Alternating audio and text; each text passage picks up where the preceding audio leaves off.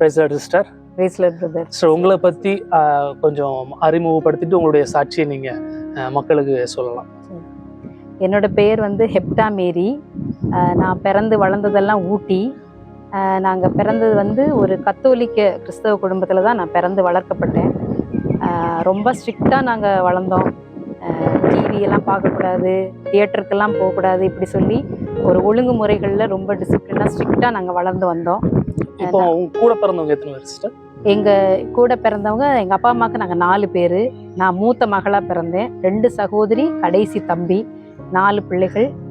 4 பிள்ளைகளுமே நாங்கள் வந்து RC கான்வென்ட்டில் father sisters கடியில் தான் நாங்கள் படித்து வந்தோம். இப்போ மூத்த சகோதரினால அப்போ பொறுப்புகள் உங்களுக்கு நிறைய இருக்கும். ஆமாம், எனக்கு வந்து அதிகமான பொறுப்புகள் எனக்கு கொடுக்கப்பட்டது. அதனால் நான் மூத்த பெண்ணாக ரொம்ப பொறுப்பாக இருப்பேன். என் தங்கச்சிமாருங்க தம்பியெல்லாம் நல்லா பார்த்துக்குவேன் இருப்போம். இப்படி நாங்கள் வந்து ஆர்சி இதில் நாங்கள் ரொம்ப பாரம்பரியமாக நாங்கள் வந்து வளர்க்கப்பட்டோம். ஆர்சி ஃபாதர் ஸ்கூலில் படிக்கும்போது நான் நிறையா சிஸ்டர்ஸ் எல்லாம் பார்க்கும்போது நான் ரொம்ப ஆசைப்படுவேன். ஆர்சி சிஸ்டராக நான் மாறணும் அப்படின்னு சொல்லி சிஸ்டர் மாதிரியே ட்ரெஸ் பண்ணிக்குவேன். இந்த தலையிலலாம் வேலெல்லாம் போட்டுக்குவேன். அப்படிப்பட்ட விருப்பங்கள் எனக்கு நிறைய இருந்தது. அப்போ வந்து அப்போவுமே நீங்கள் வந்து ஒரு பக்தி வைராக்கியத்தில் இருக்கிறீங்க? ஆமாம், நாங்கள் வந்து ரொம்ப பக்தி வைராக்கியமுள்ள ஒரு ஆர்சி குடும்பமாக இருந்தோம். ஏன்னா எங்கள் அம்மாவுடைய அம்மாலாம் வந்து திருநெல்வேலி மாவட்டத்தில் கூட அவங்க ஆர்சியில் ரொம்ப பக்தி வைராக்கியமாக இருந்தாங்க. மாதா மரியாயின் சேனையிலலாம் இருப்பாங்க. சிலைகள் எல்லாம் வந்து வழிபடுகிறதுல அவங்க ரொம்ப முக்கியத்துவம் கொடுப்பாங்க. பேக்கில் கூட மாதாவுடைய சிலை எடுத்து வீடு வீடாக போயிட்டெல்லாம் வருவாங்க. நடந்தே போவாங்க, எங்களையும் நடந்தே கூட்டிகிட்டு போவாங்க. அப்படிப்பட்ட ஒரு பக்தி வைராக்கியம் உள்ள ஒரு குடும்பத்தில் தான் நாங்கள் வளர்க்கப்பட்டோம். சரி சார், இப்போ நீங்கள் ரோமன் கேத்தலிக் அப்படிங்கிறது ஒரு கிறிஸ்தவ இதில் ஒரு பிரிவு அப்படின்னு சொல்லிட்டு நம்ம பார்க்கலாம். இப்போ இந்த ரோமன் கேத்தலிக் அப்படிங்கிறதுல வேதத்துக்கு புறம்பா என்னென்ன உங்களுக்கு அங்கே பண்ணீங்க, எதை நீங்கள் செய்தீங்க அப்படிங்கிறத கொஞ்சம் பகிர்ந்து மக்கள். வேதத்துக்கு புறம்பா அப்படிங்கும் பொழுது கர்த்தருடைய வசனங்கள் ஒன்று சொல்லப்பட்டிருக்கிறத நாங்கள் வாசித்த பிறகு தான் எங்களுக்கு இது வேதத்துக்கு புறம்பானதுங்கிறது எங்களுக்கு நல்லா தெரியும். ஏன்னா நாங்கள் ஆர்சியில் இருக்கும் பொழுது அதிகமாக நாங்கள் வேதத்தை கையில் எடுத்ததில்லை, வேதத்தை நாங்கள் வாசித்ததில்லை. நான்லாம் வந்து ஆர்சி சர்ச்சில் வந்து அந்த வாசகம் வாசிப்பேன். அப்போ கூட கையில் வேதாகமத்தை அவங்க கொடுத்ததில்லை. ஒரு பேப்பரில் அச்சடித்து கொடுப்பாங்க. 1ஆம் வாசகம் 2ஆம் வாசகம் அப்படி தான் எனக்கு படித்து பழக்கம். வேதத்தை கையில் ஏந்தி நாங்கள் படித்ததில்லை. வேதத்தை ஏந்தினதுக்கு பிறகு வாசித்த பிறகு தான் வசனங்கள் வந்து இப்படியா இருக்குதாங்கிறத நாங்கள் கண்டுபிடிச்சோம். இல்லை அப்போ வந்து உங்களுக்கு வந்து அந்த திருச்சபையில் வந்து வேதத்தை வாசிங்க அப்படின்னு சொல்ல மாட்டாங்களா? அதாவது எங்களை அப்படி என்கரேஜ் பண்ணதாக எனக்கு தெரியல. நாங்கள் இருக்கும் பொழுது அப்படி எங்களை வேதம் வாசிங்க, இதை வாசிக்கணும், சங்கீதம் வாசிக்கணும் அப்படிங்கிற ஒரு ஸ்ட்ரிக்டான வழியில் எங்களை அவங்க நடத்தலை. இருந்தாலும் நாங்கள் என்ன செஞ்சோன்னா இந்த பாவ மன்னிப்புக்கெல்லாம் நாங்கள் கேட்கும் பொழுது ஃபாதர் கிட்ட தான் போய் நாங்கள் பாவ சங்கீதனை சொல்லுவோம். அப்போ எனக்கு வந்து எங்களுக்கு எடுக்கிற ஃபாதர் வந்து எங்களோட இங்கிலீஷ் டீச்சர். ஏன்னா ஆர்சி கான்வென்ட்ல படிச்சனால ஐயோ டீச்சர்கிட்ட போய் நம்ம எப்படி நம்மளுடைய தப்பை சொல்லணும்னு சொல்லி எனக்கு பயமாக இருக்கும். 2 பாவத்தை மட்டும் நான் மனப்பாடம் பண்ணிக்குவேன். போய் சொன்னேன் அது இப்படின்னு ஏதாவது அப்பா அம்மா கீழ்ப்படியில் இது 2 பாவத்தை தான் திரும்ப திரும்ப போயிட்டு முட்டி போட்டு ஜெபம் பண்ணிட்டு வருவோம். இல்லை இப்போ நீங்கள் அந்த பாவத்தை அறிக்கை பண்ணி சொல்கிறீங்கல்ல, அப்படி சொன்னதுக்கு அப்புறம் அந்த பாவத்தை வந்து ஆண்டவர்கிட்ட மன்னிப்பு கேட்கணுமா அப்படின்னு உண்மையா உங்களுக்கு இதயத்துல தோணுமா? இல்ல, எனக்கு அந்த மாதிரி நம்ம சொல்லிட்டோம், அவ்வளவு நம்மளுடைய கடமை முடிஞ்சிருச்சு. ஆமா, இங்க சொல்லப்பட்ட என்னுடைய கடமை முடிஞ்சது அப்படிங்கிற ஒரு எண்ணம் எனக்குள்ள இருக்குமோ தவிர உண்மையான அந்த பாவ மன்னிப்பை பெற்றுக்கொண்டோமாங்கிற நிச்சயம் எனக்கு வந்து எனக்கு கிடைச்சதில்லை. அதை பத்தியான ஒரு ஞானமும் எனக்கு தெளிவும் இல்லாம இருந்தது. இப்படி நிறைய பாரம்பரியங்களை நாங்க கற்றுக்கொண்டோம். அந்த ஜெபமாலைகள் எல்லாம் வந்து கரெக்டா தவறாம நாங்க சொல்லுவோம் நைட் நேரத்துல. அதே மாதிரி சிலை வழிபாடுகள் எங்கள் வீட்டில் ஒரு ரூம் ஃபுல்லாகவே எல்லா மாதா சிலை, எல்லா சிலைகளும் வச்சு அதை வழிபட்டு அதுக்குள்ளே கும்பிடுவோம். ஒவ்வொரு புனிதர்களுடைய படங்களும் எங்கள் வீட்டில் இருக்கும். புனிதர்கள் அதிகமாக நாங்கள் நமஸ்கரித்தோம். புனிதர்களை அதிகமாக நம்பினாங்க. ஆனால் நாங்கள் வந்து ஆண்டருக்குள்ளே நாங்கள் ஒன்றா நாங்கள் அறிஞ்ச பிறகு தான் இதை நாங்கள் தவறுங்கிறத நாங்கள். ஏன்னா உங்களுக்கு வசனமே வந்து முதல் கட்டளையே வந்து ஆமா, எனக்கு ஒப்பாக நீங்கள் சொரூபங்களை செய்ய வேண்டாம்னு சொல்லி சொல்லப்பட்டிருக்கிறத நம்ம எதுக்கு நம்ம செய்யணும் அப்படிங்கிற ஒரு எண்ணங்கள் வந்து எங்களுக்குள்ள குடும்பமா எங்க எல்லாருக்கும் வந்து அது வந்து உங்களுக்கு ஒரு பெரிய ஒரு மாற்றத்தை தாக்கத்தை ஏற்படுத்தி. கண்டிப்பா ஒரு தாக்கத்தை வந்து ஏற்படுது. எப்படி நாங்க நாங்க எப்படி அறிந்து கொண்டோம் அப்படின்னா, எங்க வீட்டுல எங்க தாயார் ஒரு நாள் ஜவுளி வாங்குறதுக்காக ஒரு கடைக்கு போயிருந்தாங்க. ஜவுளி வாங்க போயிருக்கும் பொழுது அங்க இருக்கிற ஒரு சகோதரர் வந்து என் தாயாருக்கு இப்படி வந்து சிலைகளை வழிபடுவதும் புனிதர்களை நமஸ்கரிப்பதும் வேதத்துக்கு புறம்பான ஒரு காரியம், உண்மையான மனுஷரிடத்துல போய் பாவ மன்னிப்பு செய்வது தவறான ஒரு காரியம்னு சொல்லி அவங்களுக்கு உணர்த்தின உடனே இந்த வசனங்கள் எல்லாம் அவங்க எடுத்து காமிச்சாங்க. இப்படியெல்லாம் வசனம் இருக்கு வேத புத்தகத்துல அப்படின்னு சொல்லும் பொழுது என் தாயார் அதை வாசிச்சு அவங்க ஏற்றுக்கொண்டு, இப்படி இருக்கிறதற்கு வேதத்துக்கு நம்ம முக்கியத்துவம் கொடுக்கணும், மனுஷன்களுக்கு நம்ம முக்கியத்துவம் கொடுக்க கூடாதுங்கிற ஒரு காரியத்தை அவங்க எங்க அம்மா கற்றுக்கொண்டாங்க. கற்றுக்கொண்டு அவங்க சொன்னபடியே அவங்க கீழ்ப்படிஞ்சாங்க. உடனே அவங்க தன்னை ஒப்பு கொடுத்து பாவ மன்னிப்புக்கென்று அவங்க ஞானஸ்தானம் பெற்றுக்கொண்டு ஒரு சத்தியம் போதிக்கிற ஒரு சபையோட அவங்க ஐக்கியமானாங்க. இப்படி இப்படி போய்கிட்டு இருக்கும் பொழுது உங்க அப்பா என்ன பண்ணாங்க? இப்போ அம்மா இப்போ ரோமன் கேத்தலிக்கை ஃபுல்லும் நீங்க ஃபாலோ பண்ணிக்கிட்டு இருக்கீங்க, உங்க அப்பாவும் ரோமன் கேத்தலிக்ல இருக்காங்க. அப்படிங்கப்போ திடீர்னு இது செய்யறதெல்லாம் தவறு, நம்ம வேதத்துக்கு புறம்பா இருக்கு அப்படின்னு உங்க அம்மா எப்படி அப்பாட்ட சொன்னாங்க? அதனால குடும்பத்துல எதுவும் ப்ராப்ளம் வந்துச்சு? அப்பாவுடைய ரியாக்ஷன் எப்படி இருந்துச்சு? ஏற்றுக்கொண்டாங்களா? எப்படி? கண்டிப்பா அந்த இடத்துல என் தகப்பனார் அதை ஏற்றுக்கொள்ளலை. ஏன்னா எங்க அம்மா திடீர்னு சொன்ன உடனே எங்க அப்பாவுக்கு ரொம்ப கோபம். இன்னும் நம்ம பாரம்பரியமா இந்த ஆர்சி இதுல நம்ம இருக்கிறோம், நம்ம பிள்ளைகள் ஆர்சி ஸ்கூல்ல படிக்கிறாங்க, திடீர்னு நீ இப்படி சொன்னீங்கன்னா எப்படின்னு சொல்லி எங்க அம்மாவோட எதிர்த்து அவங்க பேச ஆரம்பிச்சாங்க. அதெல்லாம் நான் நம்பல அப்படின்னு சொல்லி அவங்க எதிர்த்து நின்னாங்க. ஆனா என் தாயார் எங்க பிள்ளைகளாகிய எங்கள்கிட்ட சொன்னாங்க, இப்படியெல்லாம் வசனம் இருக்குமா, இப்படியெல்லாம் இருக்கு, இது புறம்பான காரியமா இருக்கு, சத்தியம் நிறைந்த சபைக்கு உங்களை நான் கூட்டிட்டு போறேன்னெல்லாம் சொன்னாங்க. முதல்ல ஏற்றுக்கொள்வதற்கு எங்களுக்குமே யோசனையா இருந்தது. ஆனா எங்க அம்மா சொல்ற காரியத்தை நாங்க யோசிச்சு பார்க்கும் பொழுது இது உண்மையான காரியத்துக்கு நாம் ஏன் செவி கொடுக்க கூடாதுன்னு சொல்லி நாங்க எங்களை ஒப்பு கொடுத்து என் தாயாரோட கூட நாங்க அந்த சத்தியம் நிறைஞ்ச அந்த சபைக்கு நாங்க போய் வேதத்தை அதிகமா கற்றுக்கொண்டு பாவ மன்னிப்பை குறிச்சும் அதுக்கு பிறகு வருகிற ஒவ்வொரு ஆவிக்குரிய ஆசீர்வாதங்களையும் நாங்க அதிகமா தெரிந்து கொண்டோம். இப்போ ரோமன் கேத்தலிக் அப்படின்னாலே அவங்களுடைய புண்ணிய ஸ்தலம்ட்டு வேளாங்கண்ணி நம்ம ஊர்ல இருக்குது. அதுக்கு நீங்க போயிருக்கீங்களா? அந்த அனுபவங்கள் எதுவும் உண்டா? போயிருக்கேன். அதுக்கு நாங்க சின்ன பிள்ளையா இருக்கும் பொழுது எங்க அப்பா அம்மாவுக்கு நாங்க 4 பிள்ளைகள். அப்போ என் தம்பி பிறக்கல, 3 பொட்டை பிள்ளைங்க எங்க அப்பாவுக்கு. அப்போ நாங்கெல்லாம் நான் 5th ஸ்டாண்டர்ட் படிப்பேன், எல்லாம் குட்டி குட்டி பிள்ளைங்க.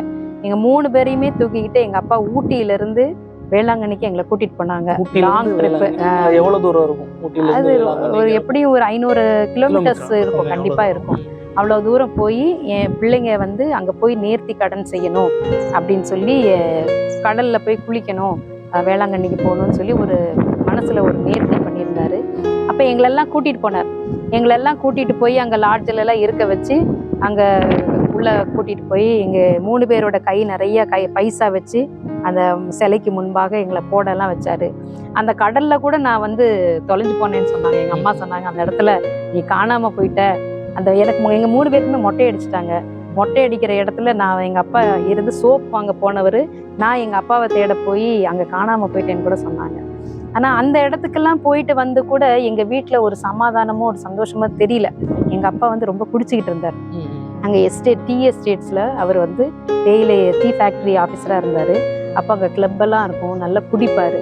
அப்போ எங்கள் அம்மாவுக்கு ஒரே கஷ்டமாக இருக்கும், இந்த குடியிலிருந்து ஆண்டவர் ஒரு விடுதலை கொடுத்து ஒரு சமாதான சந்தோஷத்தை இந்த வீட்டில் கொடுக்க மாட்டாரா ஆண்டவரே அப்படின்னு சொல்லி கண்ணீரோடு அவங்க ஜெபித்தது உண்டு. இப்படியெல்லாம் வேளாங்கண்ணிக்கெல்லாம் போயிட்டு கூட ஒரு சமாதானமோ ஒரு சந்தோஷம் நிறைய இழந்து தான் போனோம். நாங்கள் அங்கேருந்து வரும்போது ரிட்டர்ன் டிக்கெட்டை கூட எங்கள் அப்பா பர்ஸில் வச்சுருந்த டிக்கெட்டை கூட அவர் தொலைச்சி போயிட்டார்.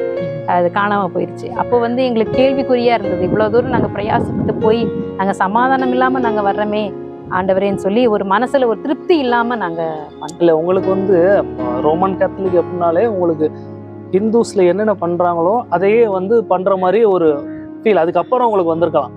உண்மையான சத்தியத்தை ஏற்றுக்கொண்டதுக்கு அப்புறம் இப்போ அவங்க வேளாங்கண்ணில் என்ன பண்றாங்க, சிலை வழிபாடு தான் இருக்குது. அங்க என்ன பண்றாங்க, அதே மாதிரி சப்பரத்தை தேரை எடுத்துட்டு போறாங்க, அதே மாதிரி முட்டை போடுறாங்க, அதே மாதிரி பலி செலுத்துறாங்க. அப்படிங்கப்போ அந்த உண்மையான சத்தியத்தை அவங்க அறியாததுனால அந்த மார்க்கத்துல அந்த இதை பின்பற்றிட்டு வந்தாங்க. நீங்களும் அந்த மாதிரி தான் பின்பற்றிட்டு வந்திருப்பீங்க. அப்படிங்கிறப்போ அந்த சத்தியத்தை அறிஞ்சதுக்கு அப்புறம் அது உங்களுக்கு பார்க்கும் பொழுது ஒரு இதா தெரிஞ்சிருக்கும், ஐயோ இப்படி மக்கள் இருக்கிறாங்களே, நாமளும் அப்படி இருந்துட்டோமே. ஆமா, கண்டிப்பா எங்களுக்கு ஒரு அந்த மனசுல ஒரு எண்ணங்கள் இருந்தது, இப்படி நம்ம அறியாம இந்த காலத்துல நம்ம இருந்துட்டோமே, இப்படி மற்ற மதத்தினரும் பண்றது தான் நம்மளும் பண்றோம், அவங்களுக்கும் நமக்கு எந்த ஒரு வித்தியாசமும் இல்லையே அப்படின்னு சொல்லி ஒரு எண்ணங்கள். நாங்கள் ரட்சிக்கப்பட்ட பிறகு, இயேசுவை அறிந்த நல்ல பூரணமாக ஏற்றுக்கொண்ட பிறகு, வேதத்தை நல்லா வாசித்த பிறகு எங்களுக்குள்ள அந்த ஒரு மனசில் அது ஒரு எண்ணங்கள் வந்தது. ஆனா ஆண்டவர் வந்து எங்களை முற்றிலுமா எங்க குடும்பமாய், நான் சொல்றேன், எங்க அப்பா கூட எதிர்த்து நின்னாரு ஒரு கட்டத்துல. எங்க தகப்பனாரும் முழுமையாய் ஏற்றுக்கொண்டு, முழுமையாய் அவரை ஏற்றுக்கொண்டு ஆண்டவருக்கு தன்னை ஒப்பு கொடுத்து, பாவத்திலிருந்து குடி போதையில ரொம்ப அவர் இருந்தார். எனக்கு நல்லா ஞாபகம் இருக்கு. குடிச்சிட்டு வந்து வீட்டுல வாந்தியெல்லாம் எடுத்துக்கிட்டு இருப்பாரு. வந்து என்னை பார்த்து சொல்லுவார், ஹெப்டா நீ தான் என்னை பார்க்கணும் அப்படிலாம் சொன்ன ஞாபகங்கள் எனக்கு இருக்கு. நாங்கெல்லாம் பயப்படுவோம். அப்படி குடியிலிருந்து ஆண்டவர் இந்த பாவம், உண்மையான பாவ மன்னிப்பை அவர் பெற்ற பிறகு அவருக்குள்ள பெரிய மாற்றம் நடந்தார். பெரிய மாற்றம் நடந்து எந்த கிளப்ல வந்து எங்க அப்பா குடிச்சிட்டு இருந்தாரோ அதே கிளப்பை இன்னைக்கு ஆராதனை கூடாரமாய் மாற்றி இந்த இடத்துல ஒரு திருச்சபையை அங்க வந்து ஊட்டியில அந்த ஸ்டேட்ல ஆரம்பிச்சு இன்னைக்கு அங்க நடந்து கொண்டிருக்கு. இப்போ வந்து பாவம் வந்து இப்போ முன்னாடி அவங்ககிட்ட இருந்தது, ஆனா பாவ அறிக்கை பண்ணியிருப்பாங்க. ஆனா அந்த அந்த இருக்கிற அந்த ஒரு ஃபாதராலேயோ அது மன்னிக்கிறதுக்கு அதிகாரம் இல்லை, அவங்களை விடுதலையாக்குறதுக்கும் அதிகாரம் இல்லை. அதனாலதான் வந்து அவங்க வந்து கண்டினியூவா இருந்திருக்காங்கன்னு நினைக்கிறேன். ஆனா உண்மையா சத்தியத்தை அறிந்து கொள்ளும் போது ஆண்டவர் சொல்லியிருக்காரு, குமாரன் விடுதலையாக்கினால் மெய்யாகவே விடுதலை. குமாரன் தான் நமக்கு வந்து விடுதலை பண்ணக்கூடியது. அப்படிங்கப்போ அதை விட்டு அவங்க வந்ததுக்கு அப்புறம் உண்மையா தேவனை நோக்கி கூப்பிடும் பொழுது அந்த விடுதலை வந்திருக்கும்ட்டு. கண்டிப்பா எங்க வீட்டுல ஒரு விடுதலை வந்தது. நாங்க முதல்ல ரொம்ப கஷ்டப்பட்டோம். ரொம்ப ரொம்ப பலவிதமான கஷ்டங்கள் பட்ட, சாப்பாட்டு கூட நாங்க ரொம்ப கஷ்டப்பட்டோம்.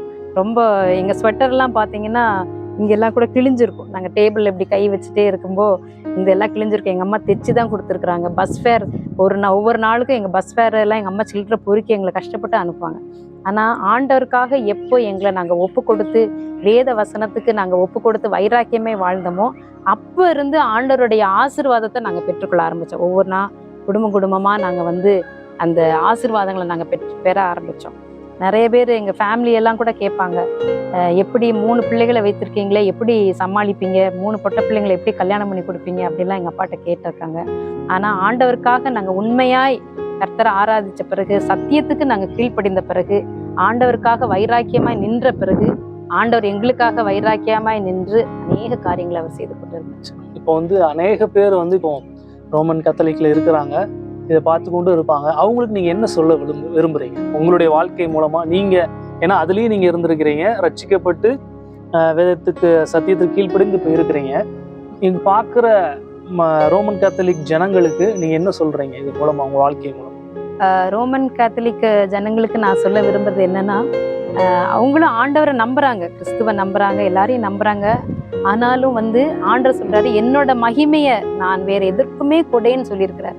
அப்படி அவர் கட்டாயமா சொல்ற நேரத்துல நம்ம அவருக்கு செலுத்த வேண்டிய கனத்தை, மரியாதைய நம்ம இன்னொரு புண்ணியர்களுக்கோ இல்ல மற்ற காரியங்களுக்கோ இல்ல ஒரு சிலைகளுக்கோ, பேசாத சிலையையோ போய் தொட்டு கும்பிட்டு வணங்கி அதற்கு முக்கியத்துவம் கொடுக்கறது வந்து ஆண்டவர் அதை துக்கப்படுத்துற மாதிரி இருக்கு. வேதத்துக்கு புறம்பான எந்த ஒரு காரியமும் பாவம் சொல்லப்பட்டிருக்கு வசனத்துல. அதனால அந்த மாதிரி காரியத்தை நம்ம வந்து வேதத்தை அதிகமாக வாசிக்கும்போது ஆண்டவரே நம்ம கூட பேசுவார், இது நின்னது தப்பு, நின்னது சரிங்குவார். அதனால இந்த அதிகமாய் நீங்க உங்க மனசுலயும் அது தோணும் இந்த காரியம். இப்போ வந்து சங்கீதத்துல சொல்லப்பட்டிருக்க ஒரு சங்கீதத்துல இந்த மாதிரி சிலைகள் வந்து தொட்டாலும் அது வந்து உணராது, அது வாயிருந்தும் பேசாது, கண் இருந்தும் பார்க்காது, மூக்கு இருந்தும் முகராது. இப்படிப்பட்ட சிலைகள்கிட்ட நீங்க போய் நின்று அதுகிட்ட நம்ம வேண்டி அதுகிட்ட இருந்து எந்த ஆசீர்வாதம் கிடைக்காது. ஜீவனுள்ள தேவனாகிய கிறிஸ்துவை ஆண்டவரை நோக்கி பார்க்கும்போது ஜீவனோடு இருக்கிறார், அவர் உயிரோடு இருக்கிறார், அவர் பேசுகிற தேவனா இருக்கிறார். நிச்சயமாய் உங்களுடைய விண்ணப்பங்களுக்கும் வேண்டுதல்களுக்கும் அவர் செவி சாய்த்து உங்களுக்கு அது பதில் கொடுக்கிற உண்மையான தேவன் அவங்கிறத நான் ஏற்றுக்கொண்டேன். நீங்களும் அதை ஏற்றுக்கொண்டீங்கன்னா நிச்சயமாய் உண்மையான ஆசீர்வாதத்தை நீங்களும் உங்க வாழ்க்கையில அனுபவிக்கலாங்கிறத நான் சொல்லுங்க. அது மாதிரி நான் அந்த ஹிஸ்டரிஸ் பார்க்கும் பொழுது எப்படி இந்த ரோமன் கேத்தலிக் உருவாச்சு, ஏன்னா ஆதி அப்போஸ்தலர்கள் காலத்துல தான் வந்து பாத்தீங்கன்னா சுவிசேஷம் வந்து இயேசுப்பாக்கு அப்புறம் பண்ண ஆரம்பிக்கிறாங்க. அப்போ வந்து பாத்தீங்கன்னா சபை வந்து இப்போ எப்படி இருக்குதோ, இப்போ அந்த சத்தியத்தின் சபை எப்படி இருக்குதோ அப்படித்தான் அது இருந்திருக்கு. அப்போ வந்து சிலை வழிபாடு வந்து எங்கேயுமே சொல்லப்படலை. ஏன்னா அப்போஸ்தலர்கள் 12 பேர் வந்து பண்ணி ஆரம்பிக்கும் பொழுது அந்த சிலை வழிபாடு இல்லை. அப்போ எப்போ அந்த சிலை வழிபாடு வந்தது அப்படின்னு நம்ம பார்க்கும்போது அந்த அப்போஸ்தலர் காலத்தில் முடிஞ்சதுக்கு அப்புறம் அந்த 2ஆம் நூற்றாண்டு அதெல்லாம் பார்த்தீங்கன்னா புற ஜாதியிலிருந்து ரட்சிக்கப்பட்டு உள்ள வராங்க. அதுல மெயினா வந்து பாத்தீங்கன்னா கான்ஸ்டன்டைன் நோபல் சொல்லிட்டு ஒரு ராஜா ரட்சிக்கப்பட்டு உள்ள வராரு. அப்ப என்ன ஆகுது அப்படின்னா, அந்த புறஜாதியில இருந்து ராஜாவே ரட்சிக்கப்பட்டாரு அப்படின்னு சொல்லிட்டு புறஜாதியில இருக்கிறவங்க அவங்க கீழே இருக்கவங்க என்ன பண்ணுவாங்க, அப்போ ஒரு தலைவரே ரட்சிக்கப்பட்டார் அப்படிங்கிறப்போ தொண்டர்கள் என்ன பண்ணுவாங்க, அவரே ஏத்துக்கிட்டாருப்பா, அப்ப நம்மளும் அப்படின்னு சொல்லிட்டு அப்போ வந்து சபையில வந்து நிறைய பேரு உண்மையா தேவனை அறியாதபடிக்கு ராஜா ரட்சிக்கப்பட்டார் சொல்லிட்டு நிறைய பேர் சபைக்குள்ள வந்தாங்க.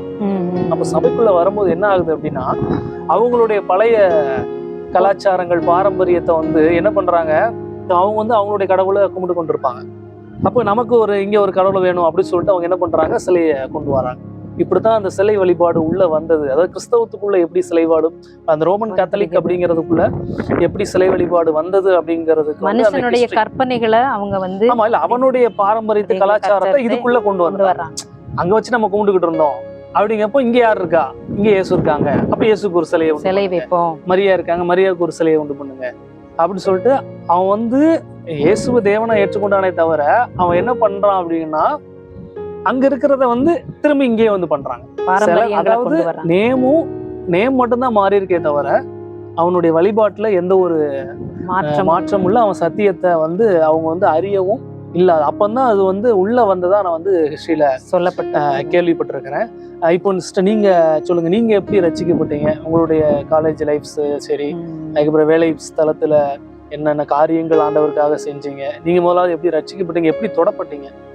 நான் இப்படி என்னுடைய தாயார் எங்களுக்கு சொல்லும் பொழுது நாங்க சரி தாயார் சொன்ன அந்த காரியத்தை நாங்க ஏற்றுக்கொண்டு நாங்க கீழ்ப்படிஞ்சு நாங்க சத்தியத்தை போதிக்கிற சபைக்கு போனோம். அப்ப நான் வந்து 10th ஸ்டாண்டர்ட் படிக்கிறேன். 10ஆம் வகுப்பு படிச்சுக்கிட்டு இருக்கும் பொழுது நல்ல மார்க் வாங்கணும் 10th அப்படிங்கிற ஒரு குறிக்கோள்ல சரி நம்ம சர்ச்சில் போய் ஜெபம் பண்ணுவோம் அப்படின்னு சொல்லி நான் போனேன். சர்ச்சில் போய் பாஸ்டர்கிட்ட போய் நான் நல்ல மார்க் வாங்கணும் பாஸ்டர்ன்னு சொல்லி முழங்கால் படிட்டு நான் ஜெபிக்கும் பொழுது பாஸ்டர் தலைமையில கை வச்சுட்டு, மகளே, ஆண்டவர் உனக்கு தெபோராளின் ஆசீர்வாதத்தை உனக்கு தர்றாரு, அதை நீ பெற்றுக்கோ அப்படின்னு சொன்னார்.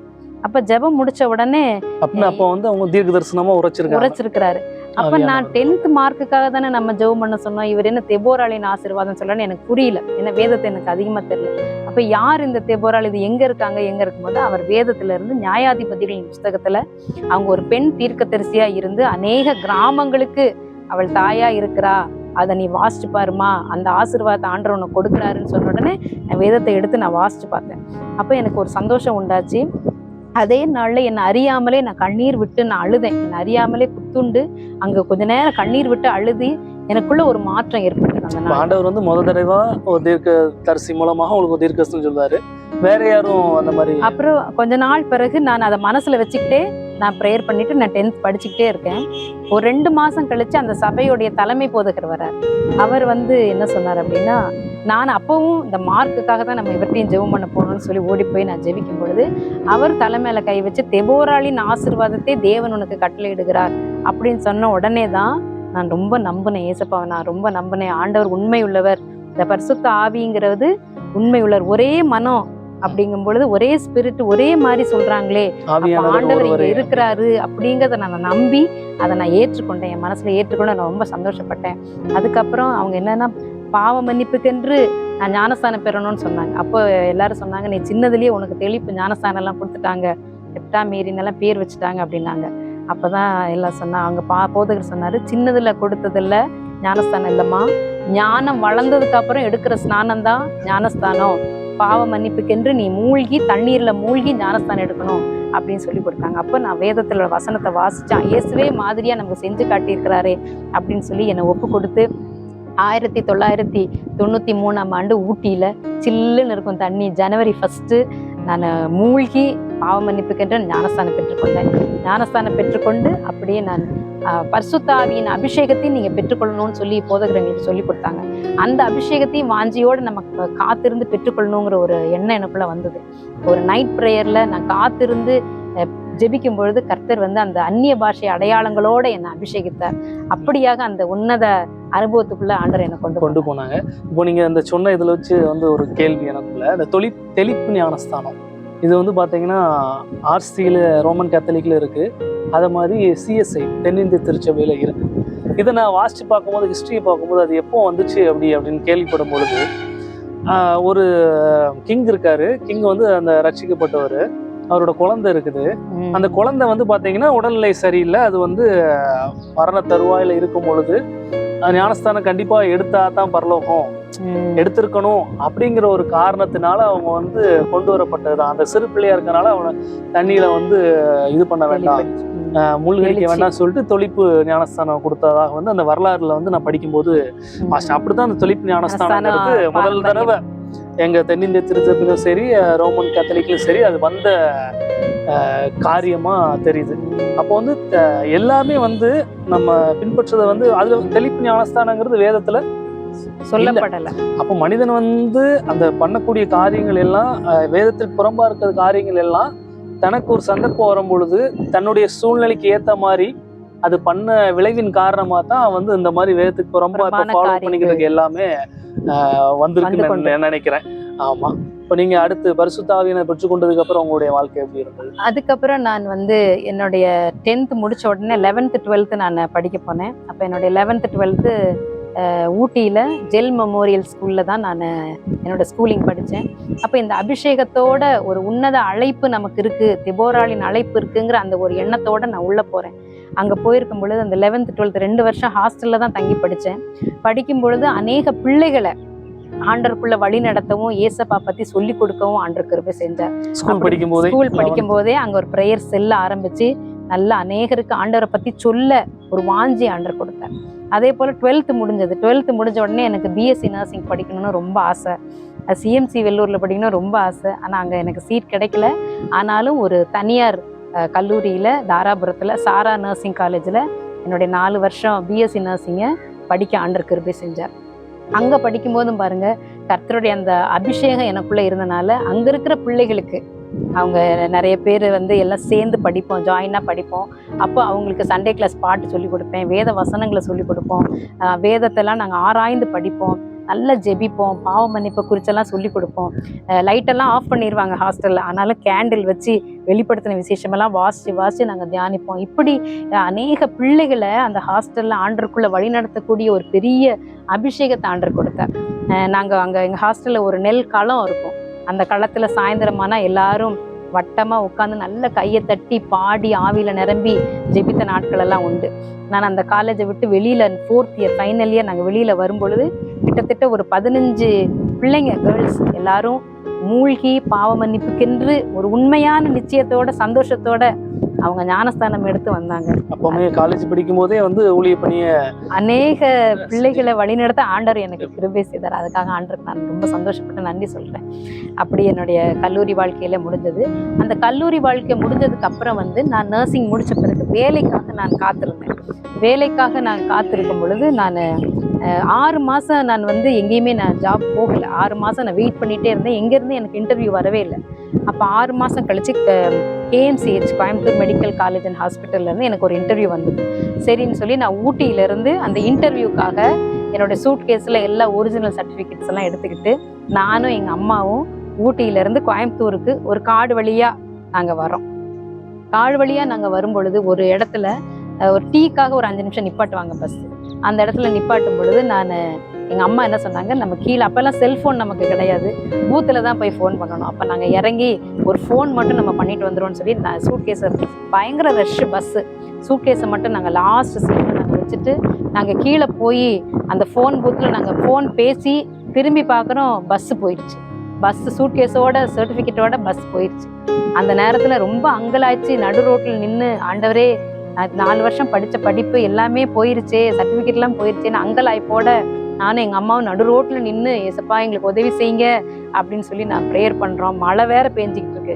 இப்போ யாருன்னே தெரியல, ஒரு 2 வாலிப பசங்க 2 வீலரில் ஃபாஸ்ட்டாக வந்தாங்க. என்னன்னு கேட்கும்போது நாங்கள் சொன்னோம் இந்த மாதிரி சர்டிஃபிகேட் பஸ்ஸில் போயிடுச்சுன்னு. அவங்க என்ன சொன்னாங்கன்னா, நாங்கள் பின்னாடியே போய் அந்த பஸ்ஸை போய் அந்த சர்டிஃபிகேட்டை நாங்கள் எடுத்து நாங்கள் அடுத்த ஸ்டாப்பிங்கில் நிற்கிறோம், நீங்கள் இங்கே வர்ற அடுத்த டவுன் பஸ்ஸை பிடிச்சி நீங்கள் பின்னாடியே வாங்க. நாங்கள் நம்பிக்கையற்றவர்களாக அந்த இடத்துல நின்று நாங்கள் ஒரு டவுன் பஸ்ஸில் ஒரு நம்பிக்கை இல்லாமல் ஏறுறோம். ஆண்டவரே என்ன ஆக போதோ, கையில் கிடைக்குமா கிடைக்காதா, அது யாருன்னே தெரியாதே அந்த நபர்கள் அப்படின்னு சொல்லி போகிறோம். நாங்கள் அங்கலாய்ச்சிட்டு போகும்போதே அந்த பஸ்ஸில் ஒரு வசனம் போட்டிருக்கு, என் சமூகம் உனக்கு முன்பாக செல்லும். ஏசப்பா உங்கள் சமூகம் போய் எனக்கு அதை கிடைச்சிடணும் அப்படின்னு சொல்லி நான் ப்ரேயர் பண்ணிக்கிட்டே போகிறேன். நாங்கள் போய் அவங்க சொன்ன இடத்துல இறங்குறோம். அந்த 2 பேர் சூட் கேஸோட சர்டிஃபிகேட்டோட நிற்கிறாங்க. அது எனக்கு பெரிய ஆச்சரியமாக இருந்தது. ஒருவேளை எங்களுடைய அஜாக்கிரதை நிமித்தம் நாங்கள் அதை மிஸ் பண்ணியிருந்தாலும் அதுக்கான காரணம் என்ன ஆண்டவரே, என்னோடய சர்டிஃபிகேட் மிஸ் ஆகுதே அப்படிங்கிற ஒரு எண்ணங்களும் கொஸ்டினும் எனக்குள்ளே இருந்தது. அதுக்கப்புறமா நான் போயிட்டு அந்த KMCHல அங்கே போய் இன்டர்வியூ அட்டன் பண்ணி அங்கே போய் ஹாஸ்பிட்டலில் நான் ஜாயின் பண்ணேன். அங்கே ஹாஸ்பிட்டலில் ஜாயின் பண்ணும்போது கூட ஆண்டவர் வந்து அங்கேயுமே கர்த்தர் எனக்கு அந்த ஒரு தயையும் இரக்கத்தையும் பாராட்டினாங்க. அந்த கார்டியோதொராசிக் ஐசியூவில் கர்த்தர் 6 ஆண்டுகள் அங்கே வேலை செய்ய ஆண்டு கிருபை. அங்கே இருக்கிற டாக்டர்ஸ் கண்களில், ஸ்டாஃப்ஸ் கண்கள் எல்லாம் கர்த்தர் தயவு கொடுப்பாரு. அங்கே இருக்கிற டாக்டர்ஸ் எல்லாம் எங்களை கேட்பாங்க, என்னை கேட்பாங்க, என்ன ஹெப்டா, எப்போ மேரேஜ், யார் மாப்பிள்ளை அப்படிலாம் கேட்பாங்க. அப்போ தான் நான் சொல்லுவேன், எப்போ மேரேஜ் யார் மாப்பிள்ளைன்னு எனக்கு தெரியாது சார், ஆனால் நான் திருமணம் பண்ணுறவர் வந்து ஒரு மிஷினரியாக இருப்பார், ஒரு இவாஞ்சலிஸ்டாக இருப்பார், அது மட்டும் எனக்கு தெரியும் அப்படின்னு நான் சொல்லுவேன். அதே போல தான் எனக்கு ஆண்டவர் வந்து ஒரு தேவ மனுஷனை பாண்டிச்சேரி பகுதியிலிருந்து பாஸ்டர் ஏலியா அப்படிங்கிற தேவ மனுஷனை திருமணம் பண்ணுறதுக்கான ஒரு கிருபை ஆண்டவர் கொடுத்தார். அதுக்கப்புறம் வந்து உங்களுடைய வாழ்க்கை எப்படி போச்சு கிறிஸ்துவுக்குள்ள? அதுக்கப்புறம் இப்போ உங்களுடைய என்ன பண்ணிக்கிட்டு இருக்கிறீங்க? ஆண்டவர் கிருபையினால நாங்கள் எங்கள் குடும்பம் முழுசும் நாங்கள் ரட்சிக்கப்பட்ட பிறகு, என் தகப்பனார் தாயார் எல்லாமே மாற்றம் அடைந்த பிறகு எங்கள் குடும்பத்தில் 4 பேருமே வந்து ஆசீர்வதிக்கப்பட்ட ஒரு நிலைமையில ஆண்டவர் வைத்திருக்கிறாரு. எல்லாருமே டவுரி இல்லாமையே எல்லாருமே வந்து பொட்ட பிள்ளைங்களெல்லாம் திருமணம் எல்லாரும் கேட்டாங்க, எப்படி கல்யாணம் பண்ணுவீங்க, கல்யாணம் பண்ணுவீங்க? ₹1 கூட டவுரி இல்லாமையே பிள்ளைகள் எல்லாம் திருமணம் பண்ணிட்டு போனாங்க. அதே போல் எங்கள் வீட்டுக்கு வந்த மருமகளுக்குமே ஒரு டவுரி எதுவுமே வாங்காமல் ஒரு நல்ல பிள்ளையை ஆண்டவர் வந்து எங்கள் குடும்பத்துக்கு மருமகளாக கொடுத்ததுக்காரு. இப்படி குடும்பம் சந்தோஷமாய் இன்னைக்கு பல தேசங்களில் போய் அவங்க வேலை செய்து கர்த்தருடைய ஊழியத்தையும் அவங்க செய்கிறாங்க, டிரான்ஸ்லேட் பண்ணுறாங்க, சிறுவர் ஊழியத்தெல்லாம் செய்து கொண்டிருக்கிறாங்க. அதனால ஆண்டவருக்கு நான் மகிமை செலுத்துகிறேன். அதே போல் என்னுடைய திருமணம் ஆன பிறகு நாங்கள் இந்த கோவில்பட்டி பகுதியில் வந்து இந்த இடத்துல கால் மிதித்து அநேகரை சந்தித்து அநேகர் கண்களில் இந்த இடத்துல யாக்கோபை போல தான் நாங்கள் கோலும் தடியுமா இந்த ஊருக்கு வந்தோம். ஆனால் கர்த்தர் இங்கே வந்து அநேகர் கண்களில் தயவு கிடைக்க செய்து அநேகருடைய அன்பை சம்பாதிக்கவும் கர்த்தர் கிருபை செய்தார். அதே போல் ஆண்டவர் வந்து 2 பிள்ளைகளை கொடுத்துருக்கிறாரு. பையனுக்கு அவன் ஆத்தும ஆதாயம் செய்கிறவனா இருப்பான்னு சொல்லி பையனுக்கு சோல்வின் அப்படிங்கிற பேரை வைக்க ஆண்டவர் கிருபை செய்தார். அதே போல் ஒரு பெண் பிள்ளை ஆண்டவர் கொடுத்தார். அவள் துதி ஸ்தோத்திரங்களை பாடணும்னு சொல்லி ஷேரன் பிரைசியா அப்படின்னு சொல்லி அவளுக்கு பேர் சூட்டி குடும்பமாய் கர்த்தருக்காய் ஊழியம் செய்யணும். ஆண்டவர் தரிசனத்தை கொடுத்தார். என்னன்னா, ஒரு கொடி எப்படி மேலே ஏறி படர்ந்து போகும், 4 பக்கமும் படர்ந்து போகிறது போல பல கிராமங்களில் போய் படர்ந்து கொடியாக பல கிராமங்களில் போய் கால் வைத்து கர்த்தரோட ஊழியத்தை செய்ய கர்த்தர் கிருபை கொடுத்திருக்கிறார். அதை அநேக கிராமங்களில் கிறிஸ்துவை அறியாமல், ஏசப்பாவை அறியாமல், சுவிசேஷம் இல்லாமல், நற்செய்தி இல்லாமல் இருக்கிற ஜனங்கள் இடத்துல போய் சத்தியத்தை சொல்லவும், கர்த்தருடைய அற்புதங்களை அடையாளங்களை அவங்களுக்கு சொல்லவும், உயிரில்லாத ஜனங்களுக்கு கர்த்தருடைய ஜீவனை அவங்களுக்கு கொடுத்து அவங்க எழும்பி சேனையாய் நிற்கணுங்கிற ஒரு தரிசனத்தை இந்த அடைக்கலப்பட்டின ஊழியத்தில் ஆண்டவர் கொடுத்திருக்கிற குடும்பமாய் நாங்கள் சந்தோஷமா அதை செய்து கொண்டிருக்கிறோம். சிஸ்டருடைய ஊழியம் வந்து ஆண்டவர் மேன்மேலும் ஆசீர்வதிப்பார். நீங்க பார்த்துக்கிட்டு இருக்கிற ஜனங்களுக்கு நீங்க உங்களுடைய சுவிசேஷத்தை அறிவிச்சு ஜெபம் பண்ணி நீங்க அதுக்கு முன்னாடி ஒரு சின்ன காரியத்தை நான் சொல்ல ஆசைப்படுறேன். ஊழிய பாதையில் நாங்கள் வரும்போது ஒரு சின்ன போராட்டங்கள் கூட நாங்கள் சந்தித்தோம். எங்களுடைய பல போராட்டங்களையும் நாங்கள் சந்தித்தோம். அந்த போராட்டங்களையும் தாண்டி செல்லக்கூடிய பலனை ஆண்டவர் கொடுத்தார். என்னுடைய 2 கால்களுமே ரொம்ப பலவீனப்பட்டு கால் 2மே ரொம்ப புண்ணாய் என்னால் நடக்க முடியாத ஒரு சூழ்நிலையில சத்துரு எனக்கு கொண்டு வந்தார். ஒரு சேலஞ்சாக எனக்கு கொண்டு வந்தார். ஒரு எதிர் நீச்சல் அடித்து தான் போய் அதை ஓவர் கம் பண்ண ஆண்டவர் கிருபை செஞ்சார். தண்ணீரை கடந்தேன், அக்னியை கடந்தேன், நான் மதிலையும் தாண்டினேன்னு சொன்னது போல தேவனுடைய பலத்தால சகலத்தையும் தாண்டி வர ஊழியத்துல கர்த்தர் கிருபை செய்தார். இல்ல, நானும் இப்போ நிறைய கேள்விப்படுறேன். ஊழியக்காரங்களுக்கு வந்து பயங்கர பலவீனங்கள் வருகிறது குடும்பத்துல. அவங்களுடைய பிள்ளைகளுக்காக இருக்கட்டும், மனைவிகளா இருக்கட்டும், பொண்ணு பிசாசானவன் வந்து பலவீனத்தை கொண்டு வரான்.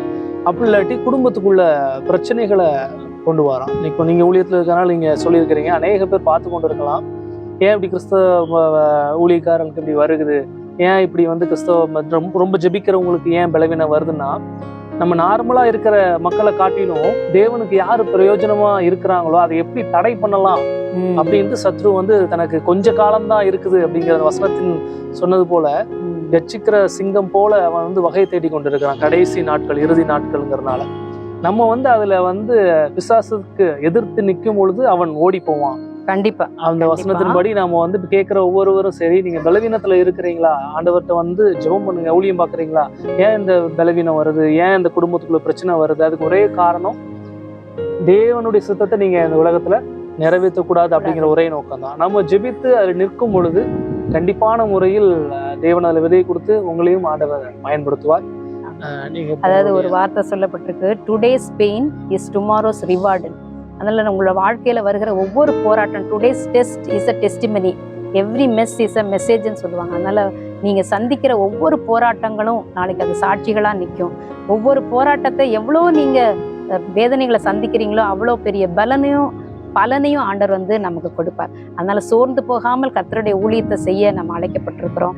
அதனால ஆண்டவருக்கு நம்ம நன்றி செலுத்துவோம். அதே போல ஒரு 2 வரிகளை மட்டும் நான் ஜெபிக்க இருக்கிறேன். உங்க அழைப்பு இருந்ததால நான் அழிந்து போகவில்லை, உங்க அன்பு இருந்ததால நான் கைவிடப்படல, உங்க கிருபை என்ன காத்ததால வாழ்ந்து கொண்டிருக்கேன், உங்க அன்புக்கு நிகரே இல்லப்பா, உங்க கிருபை என்ன காத்ததால வாழ்ந்து கொண்டிருக்கேன், உங்க அன்புக்கு இணையே இல்லப்பா. ஆண்டவரே, இந்த நாள்ல கூட இந்த வீடியோல பார்த்து கொண்டிருக்கிற ஒவ்வொருத்தருக்காக நாங்கள் ஜெபிக்கிறோம். ஆண்டவரே, ஒவ்வொருத்தருக்கும் நீர் வைத்திருக்கிற திட்டம், நீர் வைத்திருக்கிற தரிசனம், நீர் வைத்திருக்கிற சித்தம் அவங்களுடைய வாழ்க்கையிலே நிறைவேறும்படியா நாங்கள் ஜெபிக்கிறோம். எனக்கு குறித்திருக்கிறதை அவர் நிறைவேற்றுவார் என்று சொன்ன வார்த்தையின்படி இதை பார்த்து கொண்டிருக்கிற ஒவ்வொருத்தருடைய வாழ்க்கையிலும் நீங்க வைத்திருக்கிற எல்லா ஆசீர்வாதங்களை அவங்க சுதந்திரிக்கும்படியா நாங்கள் ஜெபிக்கிறோம். ஒருவேளை ஊழியம் செய்து கொண்டிருந்தா இந்த நாள்ல நாங்க அவங்கள பிளஸ் பண்ணி நாங்க ஜெபிக்கிற ஆண்டவரே, இன்னும் மேன்மேலும் கர்த்தருக்காய் வைராக்கியமாய் உண்மையாய் ஊழியம் செய்து தேவனுடைய ராஜ்யத்தை கட்டும்படியாய் நாங்கள் ஜெபிக்கிறோம், ஆசீர்வதிக்கிறோம். இயேசுவின் நாமத்தில் பிதாவே, ஆமென். God bless you. God bless you.